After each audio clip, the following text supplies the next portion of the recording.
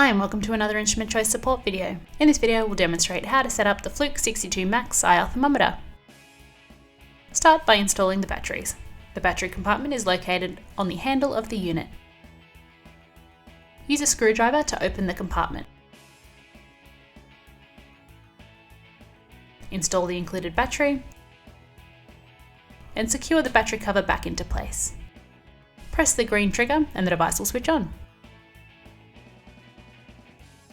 The Fluke-62-MAX is straightforward to use. There are two main ways to take a measurement on this unit. You can press and release the trigger to take a spot measurement.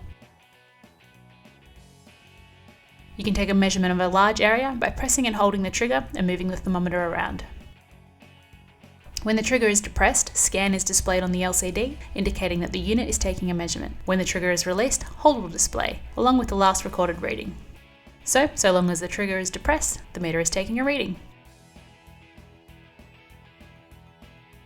There are some settings which can be adjusted to suit your application. We'll run through these now.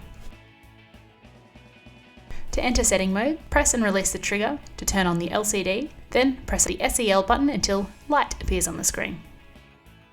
Use the Set button to switch the backlight on or off, then press SEL to confirm and move on to the next setup option. The next screen is LAS. This is laser point settings. Use the Set key to switch the laser pointer on or off, and press SEL to move on to the next setting. This is the high temperature alarm setting. Press Set to switch the alarm on or off. If on, press the up and down selection arrows to select the high alarm limit. When your selection has been made, press SEL to move on to the next setting. This is the low temperature alarm. Repeat the same as with high alarms. Press Set to turn the alarm on or off. If switched on, press the up and down selector keys to adjust the low alarm limit. Press SEL to move on to the next selection.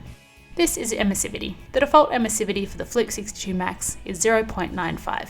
If needed, emissivity is adjustable from 0.1 to 1. Press the up and down arrows to adjust the emissivity if required, and SEL to move on to the next setting. Next is temperature unit readout selection. Press Set to choose between Celsius and Fahrenheit, and SEL to move on to the next setting. Under the trig setting is the auto off function if the trigger is held down for more than 10 minutes. This defaults to off to conserve battery life, but if you're planning on taking prolonged measurements, you might want to use the Set key to switch this on. Press the SEL button to complete. Pressing the SEL button also allows you to move through the maximum, minimum, average and difference between your taken measurements. As you can see, now our laser pointer is on, indicating the approximate centre of our measurement area. It's important to note that the laser is not what is taking the measurement, and to be aware of the distance to spot ratio for the Fluke-62-MAX is 10 to 1. So, from 10 inches away, the thermometer is measuring a spot of approximately 1 inch. From 20 inches away, the measurement spot will be 2 inches and so on. So, let's take some measurements. Holding the trigger down and taking a measurement of the bench and then the warm kettle immediately shows the updated temperature reading. You can also see the max reading update on the bottom right hand side. Releasing the trigger holds the last recorded measurement on the screen. The same applies when pressing and holding the trigger to measure a rock in the shade versus a rock in the sun. The Fluke-62-MAX is a simple to use, rugged thermometer suitable for many general use as well as industrial applications. For more information on this or other infrared thermometers, speak with an Instrument Choice scientist. Call 1300 737 871 or email us at customer-service@instrumentchoice.com.au. We hope that you found this video helpful. Thanks for watching.